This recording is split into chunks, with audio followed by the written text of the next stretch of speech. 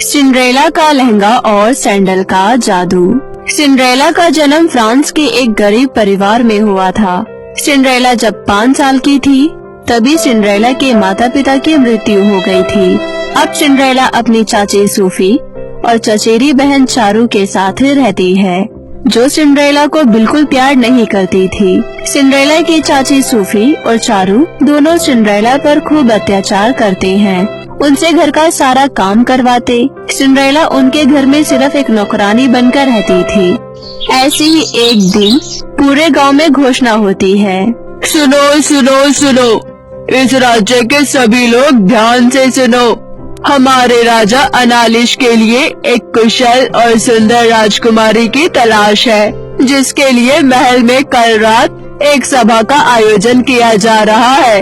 उस सभा में जो लड़की हमारे राजकुमार को पसंद आएगी वही बनेगी फ्रांस की महारानी। सभा में इस राज्य की सभी युवा लड़कियों को आमंत्रित किया जाता है, सभी लड़कियां जरूर आए। घोषणा मिलते ही पूरे राज्य में खुशी छा जाती है। सभी लड़कियां खुद को उस सभा में ज्यादा से ज्यादा सुंदर दिखाने की तैयारी में लग जाती है। माँ, मैं सभा में क्या पहनूं? तू चिंता मत कर, मैं तेरे लिए आज ही मीना बाजार से 50,000 रुपए वाला लहंगा दिला दूंगी। सभा में तो तू ही सबसे सुंदर दिखेगी। देखना, राजकुमार तुझे ही पसंद करेगा। हाँ मेरी बेटी, तुझसे सुंदर भला कोई है क्या इस पूरे शहर में? चल अब जल्दी से अपने चेहरे पर ये उपटन लगा ले, जिससे ये चांद सा चेहरा और निखर जाए। मैं तेरे लिए लहंगा लेकर आती हूँ। तभी सिंड्रेला भी उनकी बात सुन लेती है। चाची, बाजार जा रहे हो तो मेरे लिए भी कोई सस्ती सी फ्रॉक ले लीजिएगा, मेरे सारे कपड़े फट गए हैं। मैं सभा में क्या पहनकर जाऊंगी? ये सुनकर चारों जोर जोर से हंसने लगती है। अरे बेवकूफ, राजकुमार को अपने लिए राजकुमारी चाहिए, नौकरानी नहीं, समझी? बढ़िया ही सभा में जाने वाली, तेरा वहाँ कोई काम नहीं है। राजकुमार तो तुझ जैसी को अपने काम वाली भी न रखे। हाँ। पर सभा में तो सभी युवा लड़कियों को बुलाया गया है ना? अरे करमचली, जन्म लेते ही तो सबको खा गई, अब क्या सभा में जाकर राजकुमार की जिंदगी खराब करनी है? तो जैसे मनुष्य के परछाई से भी लोगों को दूर रहनी चाहिए। तूने आज के बाद इस घर के बाहर कदम भी रखे तो मुझसे बुरा कोई नहीं होगा, समझी? चाची और चारू से इतना सब कुछ सुनने के बाद सिंड्रेला रोते रोते घर के कामों में लग जाती है। ऐसे ही 2 दिन बीत जाते हैं। चारू आज सुबह से ही बहुत खुश थी, क्योंकि आज रात को उसे सभा में जाना था। चारू लहंगा पहनकर आती है। मैं कैसी लग रही हूँ माँ? मेरी बेटी तो बिल्कुल राजकुमारी लग रही है, किसी की नजर न लगे मेरी बेटी को। वो सब तो ठीक है माँ, पर माँ मैं अपनी हेयर स्टाइल कैसे करूँ? मुझे समझ ही नहीं आ रहा है। बुरा न मानो तो चारू तुम्हारा हेयर स्टाइल मैं बना दूँ, मुझे बहुत अच्छे हेयर स्टाइल बनाने आता है। हाँ क्यों नहीं, बट सबसे अलग होना चाहिए मेरा हेयर स्टाइल। ठीक है चारू। सिंड्रेला चारू के बाल बनाते बनाते एक बार फिर अपनी माँ से बोलती है, चाची प्लीज मुझे भी सभा में ले चलिए ना, मैं घर में अकेली क्या करूँगी? मुझे अकेले घर में बहुत डर लगता है, मैं बस दूर से ही आप सबको देखूंगी, प्लीज चाची। बड़ी ढीठ है, तुझे जब मैंने एक बार मना कर दिया तो तुझे समझ में नहीं आ रहा? रुक, तेरा सभा में जाने का भूत अभी उतारती हूँ, चल मेरे साथ। और फिर इस तरह चाची सिंड्रेला को घसीटते हुए एक अंधेरे कमरे में ले जाकर बंद कर देती है।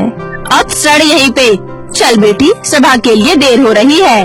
फिर दोनों माँ बेटी सभा के लिए निकल जाती है और इधर सिंड्रेला अकेले कमरे में अपने माँ बाबा को याद कर खूब रोती है।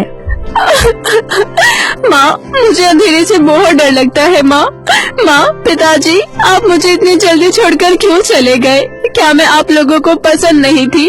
क्या मैं इतनी बुरी हूँ? मुझसे कोई प्यार नहीं करता। चाची तो ऐसा करती है जैसे मैं उनकी बहुत बड़ी दुश्मन हूँ। आखिर क्यों माँ, क्यों मेरे साथ इतना बुरा हो रहा है? मेरी क्या गलती है आखिर?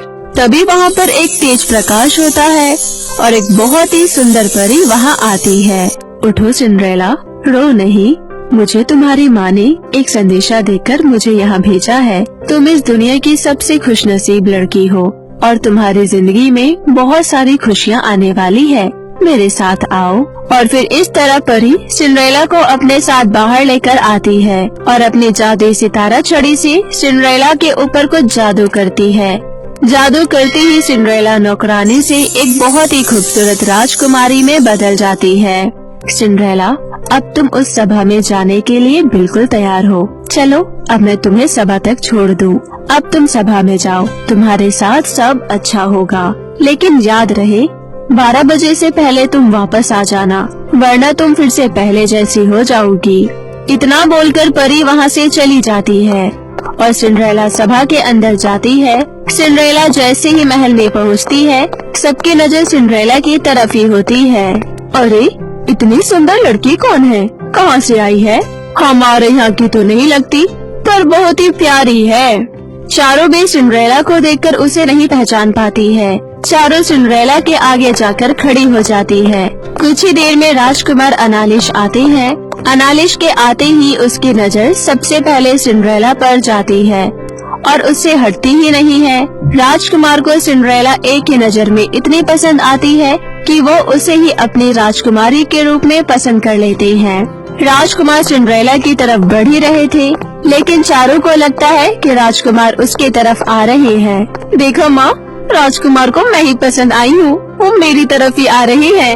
तभी राजकुमार सिंड्रेला से कहते हैं, प्रिय, क्या आप मेरे साथ डांस करोगी?